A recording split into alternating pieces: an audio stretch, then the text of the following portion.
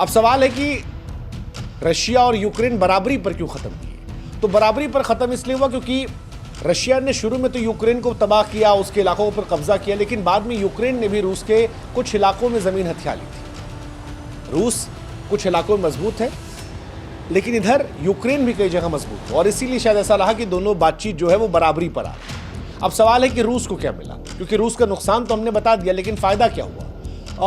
फायदा भी हुआ है। जैसे यूक्रेन का 20% हिस्सा जो है क्रीमिया डोनबास का, वो रूस के पास रहेगा और शायद शांति डील जब होगी तब वो वहीं रहेगा। नेटो को चकमा दे दिया, मतलब नेटो एक्चुअली रशिया के ईगो का इशू था कि उनके सर पर अमेरिकन फोर्सेस या जो यूरोपियन फोर्सेस हैं वो ना आए।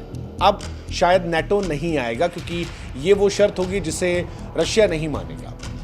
रशिया को प्रतिबंधों में राहत मिल गई क्योंकि अगर ये डील होती है तो जैसा कि ट्रम्प ने लिखा है कि खूब सारा बिजनेस करेंगे, खूब पैसा कमाएंगे दोनों भाई करण अर्जुन बन जाएंगे, तो रशिया की चीज़ें बेहतर होंगी। यूएस की कंपनियां जो हैं वापस शायद रशिया में जाएंगी, रशिया के सारे बैन हट जाएंगे, तो ये सारी चीज़ें होंगी। रशिया का जलवा जो है वो भी बरकरार रहा और चीन, उत्तर कोरिया, ईरान जैसे यारों के सामने उसका और भौकाल जो है वो टाइट रहेगा। अब सवाल है यूक्रेन को क्या मिला? तो यूक्रेन ने गंवाया बहुत कुछ है, लेकिन पाया भी है। जैसे पाया क्या है?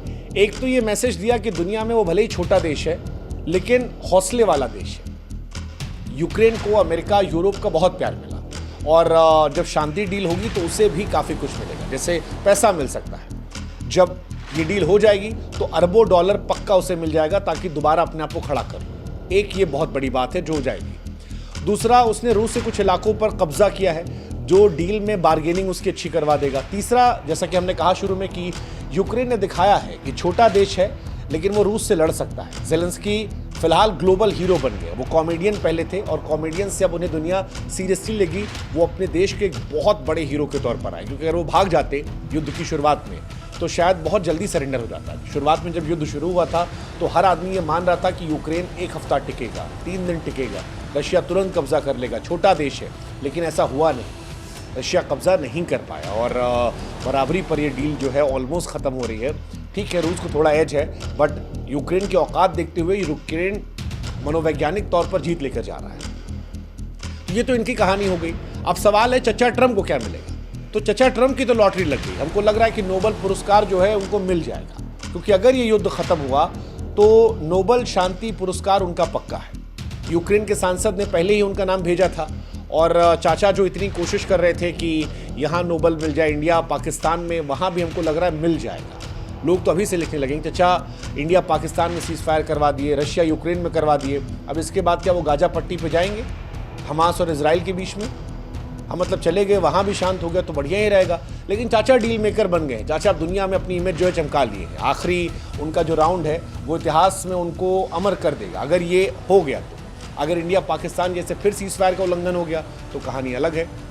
लेकिन चचा कर दिए। चचा ने इस बीच में काफ़ी कुछ किया। चचा इससे पहले भी नॉर्थ कोरिया जब गए थे तो नॉर्थ कोरिया में जाने वाले पहले अमेरिका के राष्ट्रपति थे। तो डोनाल्ड ट्रंप कर रहे हैं यार, मतलब उन्होंने कई चीज़ें ऐसी की है जिसके लिए शायद इतिहास उन्हें याद रखे।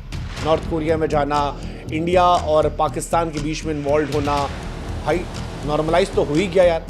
मतलब वो बात, बंदे को हम गाली दे रहे हैं, हमारा उसने एज छीन लिया, लेकिन ठीक है, अगर उसके पॉइंट ऑफ व्यू देखो तो नॉर्मल तो हो गया। वापस क्रिकेट शुरू हो गया, इंडिया में लोग नॉर्मल हो गए, पाकिस्तान में नॉर्मल हो गए। इंडिया ने अपना ठोक बजा भी दिया और फाइनेंशियली बहुत नुकसान भी नहीं लिया। रूस यूक्रेन को पूरा रोक दे रहा है। तो ये सारी कहानी रही। दुनिया का भी फ़ायदा है। दुनिया का फ़ायदा ये है कि ट्रेड फिर शुरू हो जाएगा। अमेरिका तो हालांकि क्लियर है, अमेरिका को मुनाफा और उससे मुनाफा चाहिए था। ये अमेरिका को भी फ़ायदा देगा, डोनाल्ड ट्रंप की पार्टी को। 2028 में शायद उनकी पार्टी और ज़्यादा जो है वो स्ट्रांग हो जाएगी। तो बढ़िया ही है। ट्रंप और पुतिन की फ़ोन कॉल काफ़ी फ़ायदा दे गई। शांति जो है वो फ़ायदा दे रही है, युद्ध विराम जो है फ़ायदा दे रहा है। पुतिन ने भी कहा है कि शांति करेंगे, उनकी शर्तें मानेंगे। वही नाटो नहीं होना चाहिए, विदेशी हथियार नहीं आने चाहिए, बमबारी जो है बंद हो जाएगी। लोगों का भी अच्छा है। ट्रंप ने भी कहा है कि शांति होगी तो धंधा साथ में करेंगे, सबको माल मिलेगा, सब व्यापार करेंगे, सब आगे बढ़ेंगे। दोनों एक दूसरे के हज़ार कैदी जो है वो छोड़ने को तैयार है। रूस यूक्रेन के 23 घायल सैनिक छोड़ने को तैयार है। ठीक है, कुल मिलाकर ओवरऑल जो है वो मज़ेदार चीज़ है। अब क्या अगला नंबर गाज़ा का होगा, ये दुनिया की निगाहें हैं, क्योंकि शांति का झंडा अगर डोनाल्ड ट्रंप ने गाजा भी बना दिया भाई साहब फिर तो ये आदमी अमर हो जाएगा, अमर हो जाएगा। लेकिन वो अभी दूर ही खड़ी है।